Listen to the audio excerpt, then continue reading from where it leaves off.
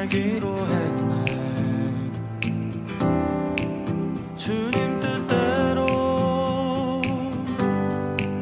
살기로 했네. 주님 뜻대로. 선지자 엘리사가 선지자의 제자 중 하나를 불러 이르되, 너는 허리를 동이고 이 기름병을 손에 가지고 길르앗 라모스로 가라. 거기에 이르거든 님시의 손자 여호사밧의 아들 예후를 찾아 들어가서 그의 형제 중에서 일어나게 하고, 그를 데리고 골방으로 들어가 기름병을 가지고 그의 머리에 부으며 이르기를, 여호와의 말씀이 내가 네게 기름을 부어 이스라엘 왕으로 삼노라 하셨느니라 하고, 곧 문을 열고 도망하되 지체하지 말지니라. 그 청년 곧 선지자의 청년이 길르앗 라모스로 가니라. 그가 이르러 보니 군대 장관들이 앉아 있는지라. 소년이 이르되, 장관이여, 내가 당신에게 할 말이 있나이다. 예후가 이르되, 우리 모든 사람 중에 누구에게 하려느냐? 장관이여, 당신에게니이다. 예후가 일어나 집으로 들어가니 청년이 그의 머리에 기름을 부으며 그에게 이르되, 이스라엘 하나님 여호와의 말씀이 내가 네게 기름을 부어 여호와의 백성 곧 이스라엘의 왕으로 삼느니 너는 내 주 아합의 집을 치라. 내가 나의 종 곧 선지자들의 피와 여호와의 종들의 피를 이세벨에게 갚아주리라. 아합의 온 집이 멸망하리니 이스라엘 중에 매인자나 노인자나 아합에게 속한 모든 남자는 내가 다 멸절하되 아합의 집을 느바세 아들 여로보암의 집과 같게 하며 또 아히야의 아들 바사의 집과 같게 할지라. 이스라엘 지방에서 개들이 이세벨을 먹으리니 그를 장사할 사람이 없으리라 하셨느니라. 하고 곧 문을 열고 도망하니라. 예후가 나와서 그의 주인의 신복들에게 이르니 한 사람이 그에게 묻되, 평안하냐? 그 미친 자가 무슨 까닭으로 그대에게 왔더냐? 그대들이 그 사람과 그가 말한 것을 알리라. 당치 아니한 말이라. 청하건대 그대는 우리에게 이르라. 그가 이리이리 내게 말하여 이르기를, 여호와의 말씀이 내가 네게 기름을 부어 이스라엘 왕으로 삼는다 하셨다 하더라. 무리가 각각 자기의 옷을 급히 가져다가 섬돌 위 곧 예후의 밑에 깔고 나팔을 불며 이르되, 예후는 왕이라. 오늘 본문은 선지자 엘리사가 예후를 이스라엘 왕으로 세우는 그런 이야기를 담고 있습니다. 예후는 본래 북이스라엘의 장관이었습니다. 그런데 그랬던 예후를 엘리사가 기름을 부어서 북이스라엘의 10대 왕으로 삼게 되죠. 예후를 북이스라엘의 왕으로 세운 건 오늘 본문 7절에서 10절까지 하나님께서 말씀하고 계시듯이 그를 통해서 아합의 아내였던 이세벨과 아합의 후손들, 또 당시 바알을 섬기고 있었던 이들을 심판하시기 위해서였습니다. 그런데 사실 이 일은 하나님께서 굉장히 오래전부터 계획하고 계셨던 일이었습니다. 엘리사의 스승이었던 엘리야 때로부터 하나님께서 마음에 품고 있으셨던 계획이셨죠. 열왕기상 19장 15절부터 17절까지의 말씀에 이 점이 잘 나와 있는데요.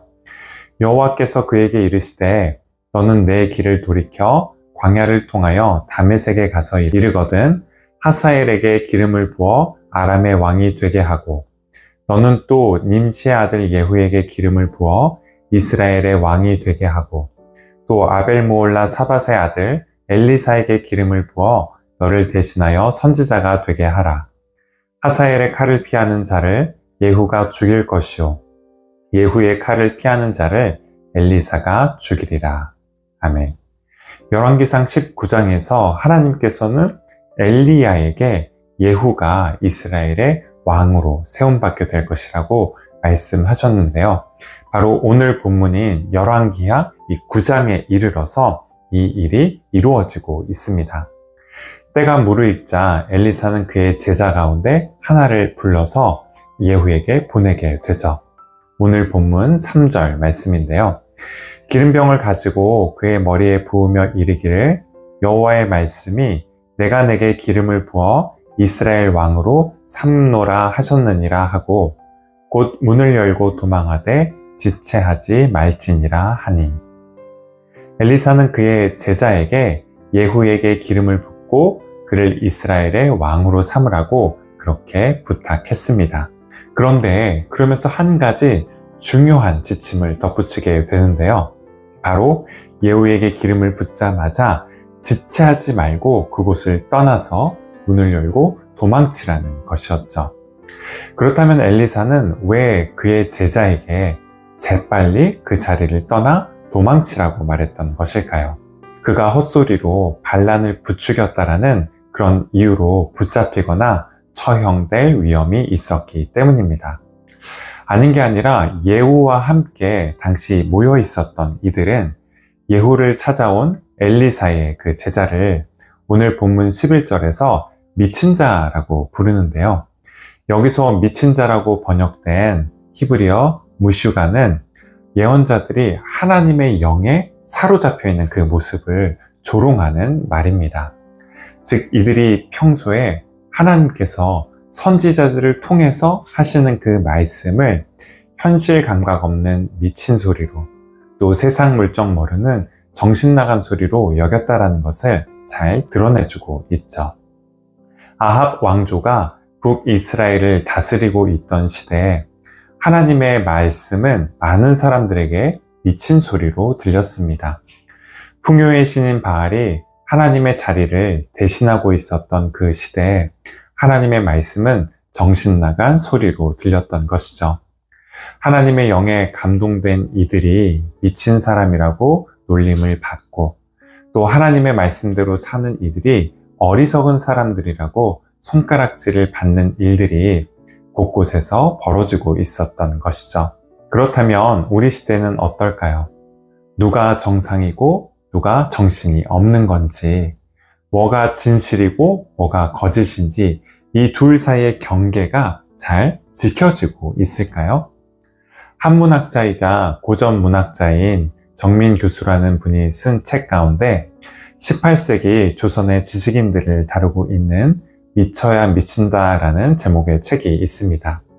이 책에는 허균, 또 권필, 홍대용 등 당시의 사람들에게 미쳤다라는 소리를 들을 만큼 자기 분야에 몰두했던 이들의 이야기를 다루고 있는데요. 불행히도 이들 중 대부분은 정작 자기 시기에 고단한 삶을 살았습니다. 천대받는 신분으로 죄인이나 역적, 또 서얼, 기생이나 화가로 한평생 고달픈 삶을 살았던 이들이었죠. 평장의 이슬로 사라지거나 심지어 굶어 죽게까지 되었던 이들이었습니다. 그렇다면 왜 이렇게 불행한 이들이 이들에게 일어났던 것일까요? 자기 이익과 자리를 지키는데 온통 눈이 멀어 있었던 이들이 그들을 무시하고 또 깎아내렸기 때문입니다. 그리고 안타깝게도 똑같은 일들이 우리 시대에도 반복되고 있다는 것을 이 책은 다음과 같이 말해주고 있는데요. 순 가짜들이 그럴듯한 간판으로 진짜 행세를 하고 근성도 없는 자칭 전문가들이 기득권의 우산 아래서 밥그릇을 챙기기에 여념이 없는 것은 그때나 지금이나 변함없는 풍경이다. 그러나 진짜는 진짜고 가짜는 가짜다. 진짜 앞에서 가짜는 몸들 곳이 없다. 설 땅이 없다. 그것이 싫어 가짜들은 패거리로 진짜를 몰아내고 자기들끼리 똘똘 뭉친다. 가짜는 진짜를 싫어합니다. 진짜를 싫어해서 패거리를 지어서 진짜를 몰아내려고 하게 되죠. 그리고 그렇게 가짜가 똘똘 뭉쳐서 진짜를 몰아내려고 하게 되면 진짜가 머물 수 있는 공간이 없어지게 됩니다. 예수님 역시 여기에서 예외되지 않으셨는데요.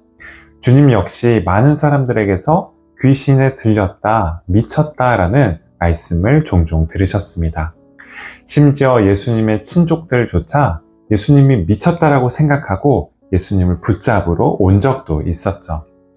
사도 바울 역시 로마로 압송되는 중에 베스도 총독을 만나서 그에게 복음을 전했다가 그로부터 내가 미쳤다고, 내 많은 학문이 너를 미치게 했다라는 그런 말을 듣기도 했습니다. 하지만 진짜에는 거짓을 밝혀낼 수 있는 힘이 있습니다.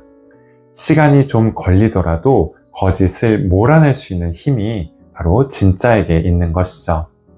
하나님의 말씀 역시 마찬가지입니다. 오늘 본문은 미친 소리로 여겨지던 그 하나님의 말씀이 결국 사람들을 변화시키고 또 나라의 운명을 바꾸고 새로운 시대를 열어갔다라는 점을 전해주고 있는데요.